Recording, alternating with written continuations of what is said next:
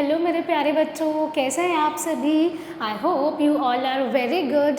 This is your teacher Saumya Sharma and we are starting your English grammar book grammar pathways by Riddhi series and published by Children's Voice, and this book is for class 4th. Today we are going to start a new chapter from your English grammar book, chapter 19, and the name of the chapter is tenses. Alright students, in the previous classes we all have learned about nouns, pronouns, adjectives, but today we all are going to learn about tenses. Tenses क्या होते हैं? Tenses हमें बताते हैं कि जो कोई भी एक्शन है वो पास्ट में हुआ था या फिर कोई भी पर्टिकुलर एक्शन प्रेजेंट में हो रहा है या फिर वो फ्यूचर में होगा. Now we will learn in depth. So we have present tense, past tense and future tense. She sings a song, वह एक गाना गाती है. They swam in the river, वे नदी में तैरे. I shall go to Chennai, मैं चेन्नई जाऊंगी या फिर जाऊंगा. They play hockey, way hockey खेलते हैं.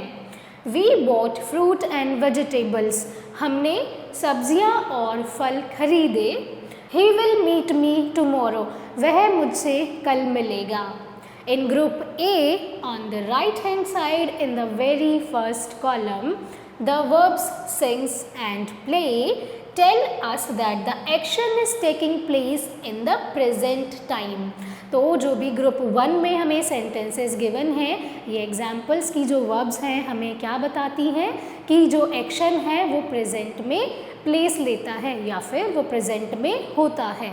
Now these verbs belongs to the present tense. ऐसी वर्ब्स कौन से टेंस से बिलोंग करती हैं? प्रेजेंट टेंस से बिलोंग करती हैं.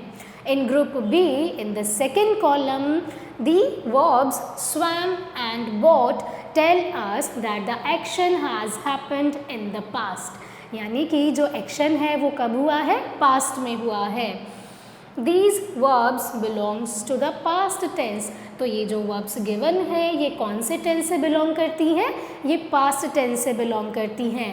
In the last group, in the third group, the verbs shall go and will meet tell us that the action will happen in the future time. ये सभी verbs क्या बताती हैं कि जो एक्शन है वो फ्यूचर में होगा, ना ही अभी तक वो पास्ट में हुआ है ना ही वो प्रेजेंट में हो रहा है, but it will definitely happen in the future time. So these verbs belongs to the future tense. तो ये verbs कौन से tense से belong करती हैं? future tense से belong करती हैं. Now moving ahead, always remember that there are 3 tenses. कितने tenses होते हैं? 3 kinds of tenses we have: present tense, past tense and the future tense. Verbs have different forms in the different tenses. यानी कि जो verb की form होती है वो हर एक सेंटेंस में अलग अलग होती है. बिकॉज verb हमें क्या बताती है कि एक्शन या तो पास्ट में हुआ है, प्रेजेंट में हो रहा है या फिर फ्यूचर में होगा. The simple tense. Now we all will learn about the simple tenses. He writes a letter, वह एक पत्र लिखता है. He wrote a letter, उसने एक पत्र लिखा. He will write a letter, वह एक पत्र लिखेगा. Now moving ahead, in the first sentence, the verb writes tell us that an action is taking place in the present time. जो verb writes है वो हमें क्या बताती है कि जो एक्शन है वो प्रेजेंट में हो रहा है. Such a verb belongs to the present simple tense. तो ये verb present simple tense से belong करती है.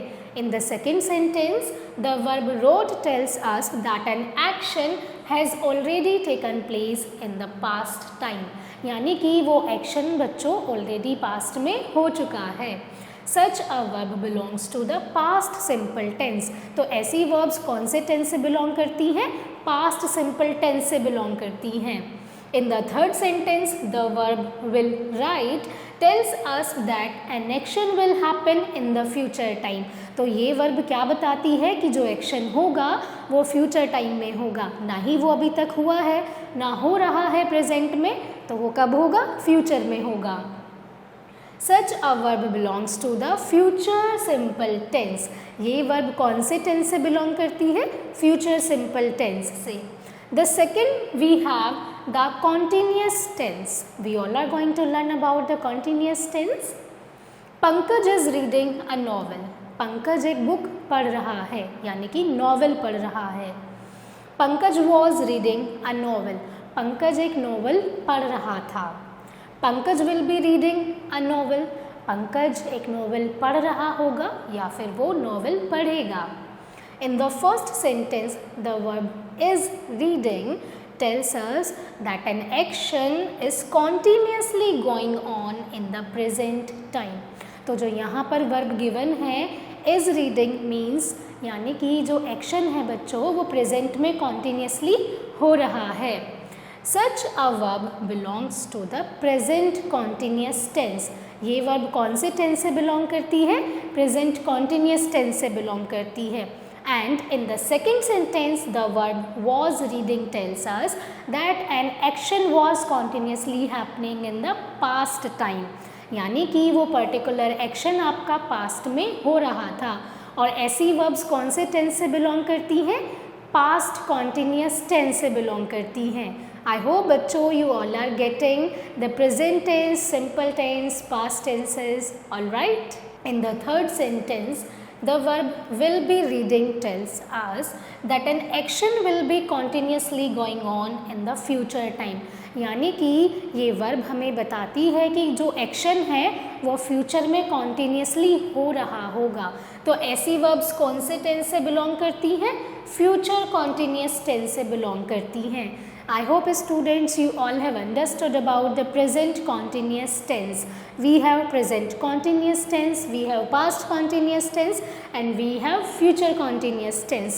Now we all will learn about the perfect tenses. यानी कि perfect tenses कौन से होते हैं? Let's learn. Pihu has eaten the food. यानी कि पीहू खाना खा चुकी है। Pihu had eaten the food. Pihu ने ऑलरेडी खाना खा लिया था, यानी कि वो खा चुकी थी तब तक। All right, and the future tense will be Pihu will have eaten the food. Pihu खाना खा चुकी होगी। So in the first sentence the verb has eaten tells us that an action has been completed in the present time.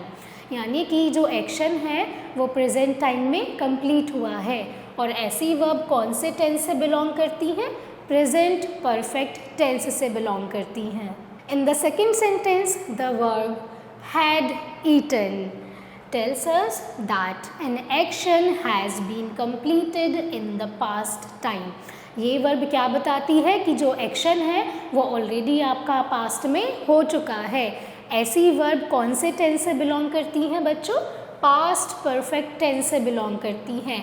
In the third sentence हमारे पास verb है will have eaten. ये हमें बताती है कि जो एक्शन है वो फ्यूचर में कंप्लीट होगा। और ऐसी वर्ब कौन से टेंस से बिलोंग करती हैं? ऐसी वर्ब फ्यूचर परफेक्ट टेंस से बिलोंग करती हैं। I hope my dear kids you all have understood about the perfect tenses. We have learned about the present tenses, continuous tenses and the perfect tenses. Moving ahead, following table shows the correct forms of verbs in these three sentences. अब हमारे पास three kind of sentences हैं, present, past, future. अब हम इनमें verbs देखेंगे। Present tense में verb क्या होती है? He danced. Now, past में क्या फॉर्म होगी बच्चों? He danced. फ्यूचर में क्या होगी? He will dance. वह डांस करेगा। Now, continuous में क्या होगी वर्ब? He is dancing. और past continuous में क्या वर्ब होगी? He was dancing. वह डांस कर रहा था। An action was taking place continuously in the past time. Third sentence, the future continuous will be he will be dancing. Now, in the simple perfect tense, verb will be he has danced. Alright, यानी कि और हमारे पास past perfect tense में verb क्या होगी? Had. हमारे पास future perfect में verb क्या होगी? will have, और हम फॉर्म कौन सी यूज़ करेंगे वो हम यहाँ पर अभी देख चुके हैं. I hope students you all have clear about verbs. Now moving to the exercise part. First we have fill in the blanks with the simple tense of the verbs given in the brackets. Brackets में कुछ verbs आपको given हैं, correct words आपको fill करनी है. We dash to our school daily and the verb given in the bracket is go. So we go to our school daily. So the correct form will be go. The second one is I watched television in the evening.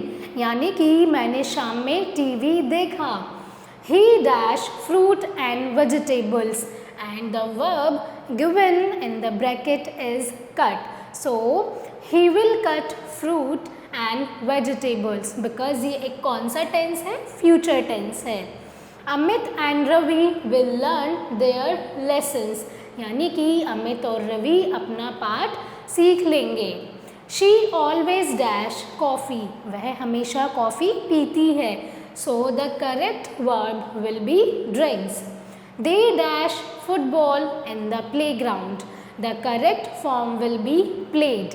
Moving to the second question, fill in the blanks with the continuous tense of the verbs given in the brackets. First is they are eating fast food. Way fast food खा रहे हैं. रश्मि was composing poems. रश्मि क्या कर रही है? रश्मि poems को compose कर रही थी. The third one will be we will be walking in the morning. Next, he will be going to Kanpur by train. My neighbor is coming from Lucknow.